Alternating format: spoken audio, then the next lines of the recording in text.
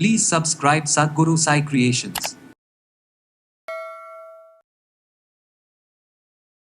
கால் பாத எரிச்சல் பெரும்பாலும் நிறைய பேருக்கு இருக்குங்க. எதனால் இந்த கால் பாத எரிச்சல் நமக்கு ஏற்படுது? பிளட்டில் நிறைய டாக்ஸின்ஸ் இருக்கிறவங்களுக்கு விட்டமின் B12 டிஃபிஷியன்சி இருக்கா? ஸோ பிளட் சுகர் லெவலை கண்ட்ரோல் பண்ணால் மட்டும்தான் கால் பாதத்தில் இருக்கக்கூடிய ரிச் கால்சியம், அதே மாதிரி ஃபைபர், இது ரெண்டுமே சோம்பு நரம்புகளுக்கு வலிமை தரக்கூடியது. நரம்புகள் வலிமையாவதற்கு சித்த மருத்துவத்தில் இருக்கக்கூடிய நிறைய மூலிகைகளை நீங்கள் பயன்படுத்திக்கலாம். அதில் முக்கியமாக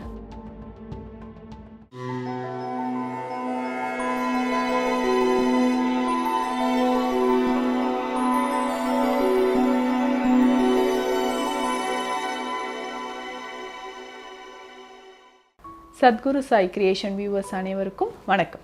நான் டாக்டர் நித்யா, சித்தா ஃபிசிஷியன். கால் பாத எரிச்சல் பெரும்பாலும் நிறைய பேருக்கு இருக்குங்க. எதனால் இந்த கால் பாத எரிச்சல் நமக்கு ஏற்படுது?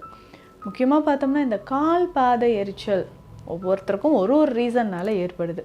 சுகர் இருக்கிற பெரும்பாலும் நிறைய பேர் சொல்கிற ஒரு சிம்டம் என்னென்னா கால் பாத எரிச்சல் தான். எனக்கு கால் பாதம் ரொம்ப எரியுது டாக்டர். இதில் முன்னாடி பார்த்தோம்னா முன்னம் பகுதியில் இருக்கக்கூடிய கால் பகுதி, நம்ம ஃபிங்கர்ஸ்க்கு அடுத்து இருக்கக்கூடிய நம்ம அந்த ரீஜனில் ரொம்ப ஒரு எரிச்சல் இருக்குது அப்படின்னு சொல்லுவாங்க. இப்போ கால் பாதத்தில் இருக்கக்கூடிய எரிச்சல் இதுதான் பெரும்பாலும் நிறைய பேர் சொல்கிறது. இன்னும் பார்த்தீங்கன்னா அந்த டயபிட்டிஸ் அதிகமாக இருக்கிறவங்க, HbA1c லெவல் 8, 9, 10 இந்த மாதிரி அதிகமாக இருக்கக்கூடியவங்களுக்கு கால் பாத எரிச்சல் அதிகமாகவே இருக்குங்க. அதற்கு அடுத்தது பார்த்தோம்னா இன்னும் ஒரு சிலருக்கு பிளட்டில் நிறைய டாக்ஸின்ஸ் இருக்கிறவங்களுக்கு கால் பாத எரிச்சல் இருக்கும். விட்டமின் B12 டிஃபிஷியன்சி இருக்கா? கால் பாத எரிச்சல் நிறைய பேருக்கு இருக்குங்க. இந்த கால் பாத எரிச்சல் இது ஒரு மெயின் ரீசனே சொல்லலாம். விட்டமின் B12 டிஃபிஷியன்சி இருக்குது, கால் பாத எரிச்சல் இருந்துக்கிட்டே இருக்குது அப்படின்னு சொல்கிறோங்க. ஏன்னா நமக்கு ரீசனே தெரியாது. அதுக்கு அடுத்தது அதிகமான உடல் உஷ்ணம். பெரும்பாலும் பெண்களை பொறுத்த வரைக்கும் இந்த ஒயிட் டிசார்ஜ் இருக்குது பார்த்தீங்களா, இவங்களுக்கு ஒயிட் டிசார்ஜ் இருக்கிறவங்க நிறைய பேருக்கு கால் பாத எரிச்சல் இருந்துக்கிட்டே இருக்குங்க. அது நமக்கே தெரியாது. அதிகமான உடல் உஷ்ணத்தினால தான் இந்த கால் பாதத்தில் எரிச்சல் வருதா அப்படின்னே தெரியாது. ஸோ நம்ம என்ன பண்ணுவோம், வேறு ஏதாவது ட்ரீட்மெண்ட் எடுத்துக்கிட்டே இருப்போம், இல்லை ஓகே பார்த்துக்கலாம் அப்படின்னு விட்டுருவோம்.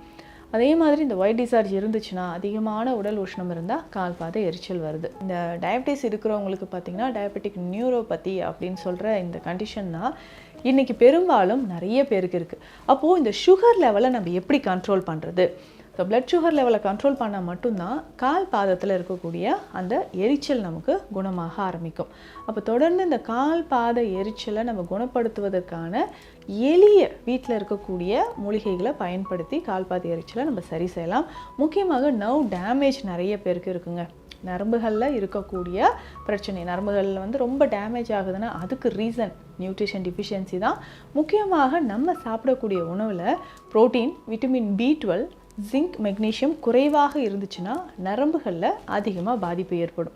அப்போது அதை சரி செய்கிறதுக்கான வழிமுறைகள் என்னவோ அதை தான் நம்ம பார்க்கணும். அப்போது வீட்டில் இருக்கக்கூடிய மூலிகைகள், இந்த வெஜிடபிள்ஸ்லாம் நிறைய சாப்பிட்டா நரம்புகளுக்கு ரொம்ப நல்லது, கால் பாத எரிச்சல் உடனே நமக்கு சரியாகும் அப்படின்னா என்ன மாதிரியான மூலிகைகள் எடுக்கலான்றதை பார்க்கலாம். ஸோ மூலிகைகளை பொறுத்த வரைக்கும் நம்ம வீட்டில் இருக்கக்கூடிய ரொம்ப சிம்பிளாக மணத்தக்காளி கீரை ரொம்ப ரொம்ப முக்கியம். நிறைய பேர் வீடுகளில் கார்டன்லேயே வச்சுருப்பீங்க.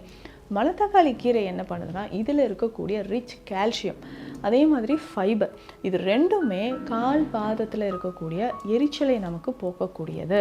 நரம்புகளுக்கு பெஸ்ட் நர்வின் டானிக், அதே மாதிரி நம்ம உடலில் இருக்கக்கூடிய பித்தத்தை குறைக்கக்கூடியது. அப்போது இதை நம்ம ரெகுலராகவோ இல்லை வாரத்துக்கு 2-3 முறையோ நம்ம இந்த மணத்தக்காளி கீரையாக நம்ம சமைத்து சாப்பிடலாம். இதில் கொஞ்சம் சிறுபருப்பு சேர்த்து, பூண்டு நிறைய சேர்த்து நீங்கள் சாப்பிட்டுக்கிட்டே வரும்போது வயிறு பகுதியில் இருக்கக்கூடிய புண்களும் நமக்கு குணமாகுது. நர்வ்ஸில் இருக்கக்கூடிய சைட்டிக் பெயின் இருக்குது, இல்லை கால் பாத எரிச்சல் இருக்குது அப்படின்னு சொல்கிறவங்க தாராளமாக இந்த மணத்தக்காளி கீரையை அடிக்கடி உணவில் சேர்த்து சாப்பிடலாம்.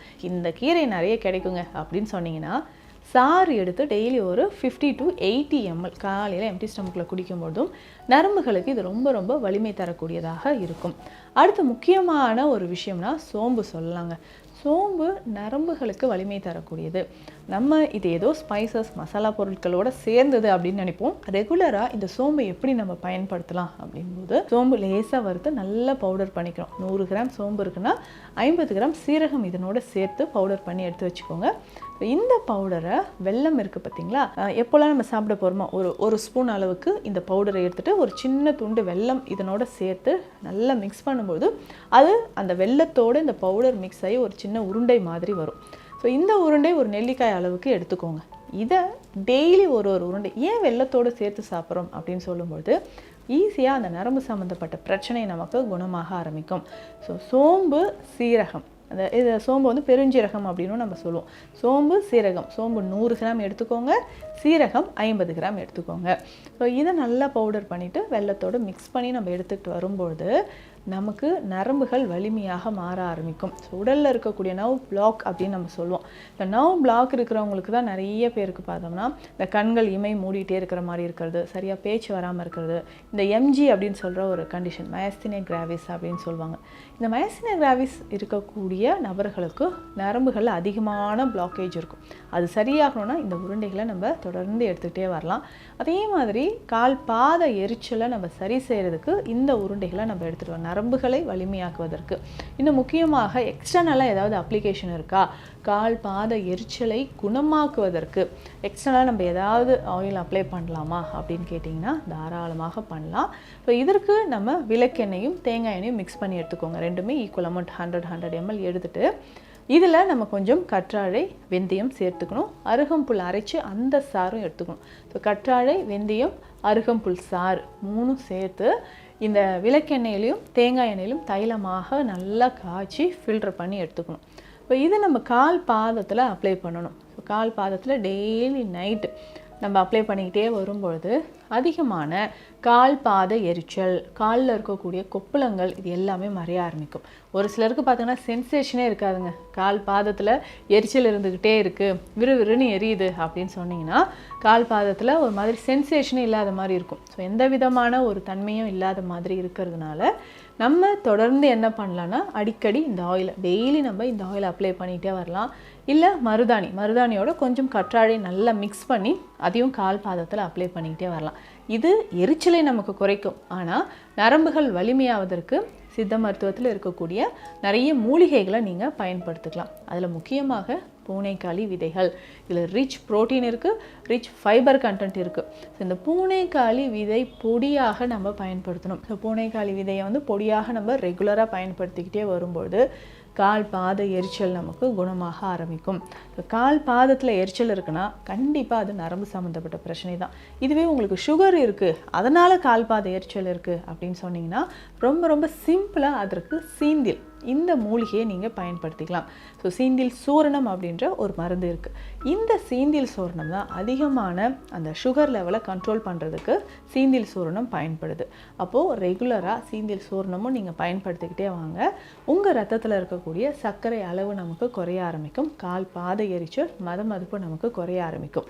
இதில் முக்கியமாக சில வகையான வெஜிடபிள்ஸ் இதெல்லாம் சாப்பிட்டா கால் பாத எரிச்சல் நமக்கு குறையும் அப்படின்னு சொன்னிங்கன்னா முக்கியமாக இது என்ன, சௌ, நூக்கல், இந்த டர்னிப் அப்படின்னு சொல்கிறோம் இல்லைங்களா, இந்த வெஜிடபிள்ஸ் எல்லாமே சேர்த்துக்கோங்க. நீர்ச்சத்து அதிகமாக இருக்கக்கூடியது.